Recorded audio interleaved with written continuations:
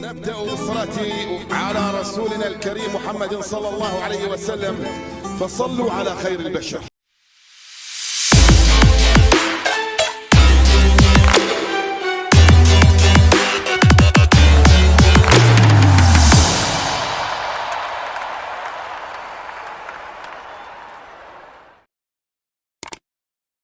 شكرا لضيوفك الكرام، مشاهدينا الكرام، متابعين في كل مكان.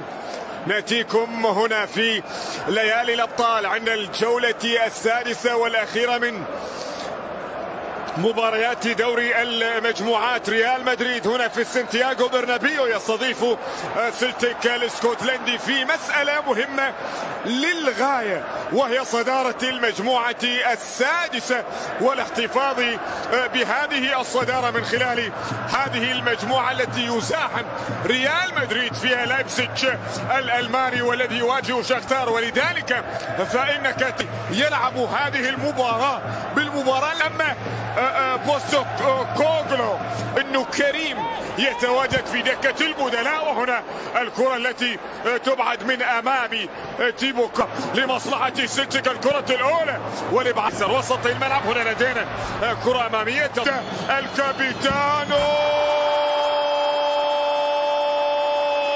نعم هي البداية.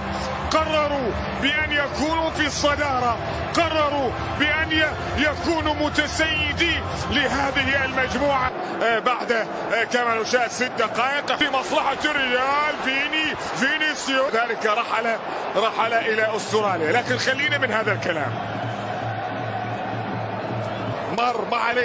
معليش قدرة في دوري الأبطال إلى اسينسيو في الجهة اليسرى. ينتهي هذه الآن محاولة أمامية، لكن الكرة وصلت إلى تيبو كورتوا، تصل ميليت حلو في غمضة عين في مصلحة مدريد. فالفيردي، هذه الكرة الموجودة الآن، العرضية الخطيرة إلى خارج أرضية الميدان، تعود إلى مودريتش، عرضية ما شاهدنا في لقاء الذهاب. هناك في هذه التمريرة عطني اسكتلندي، كرة الآن تلعب خطيرة، تسديدة أهداف في الجهة اليسرى. ينتهي هذه الآن محاولة أمامية، لكن الكرة وصلت إلى تيبو كورتوا، تصل ميليت حلو في غمضة عين في مصلحة مدريد.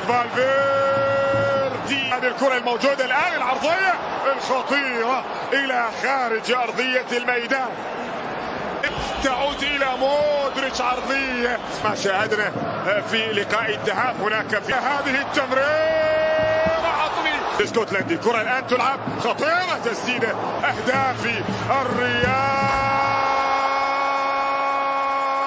نعم يفعلها رودريغو في نفس الزاوية التي سجل من خلالها في لقاء لايبزيج. يسجل كارفاخال بعرضية. كنت راح أقول إضاعة هذه الفرص. يا الله يا الله، فينيسيوس للغاية، فينيسيوس خطيرة للغاية. سلتيك الكرة الخطيرة، هل يسدد ولكن كيبو كورتوا معقدهم. كورتوا اليمنى انطلاقة لمصلحة الريال، وصلت إلى فينيسيوس، يسدد باليسار، ممكن لكنها في أحضان حارس المرمى. حلوها الآن من أمام كورتوا، يا كورتوا هذا الحارس العملاق، ماذا عنده الكرة؟ رودريغو يسدد وتتصدى لواحد. هذاك من الأولى كثر ما تبي تشبع، هذه تصير، هذه ممكن يا فينيسيوس. يا بلت الكرة لدى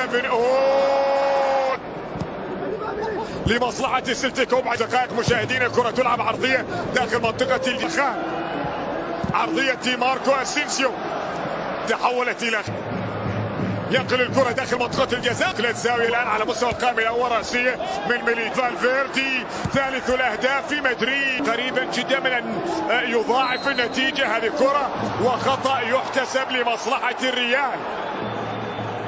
بالنسبة لسلتيك يبدأ بنفسه الأسماء. هذه كرة الآن وسط الملعب تأتي الياباني أورايلي.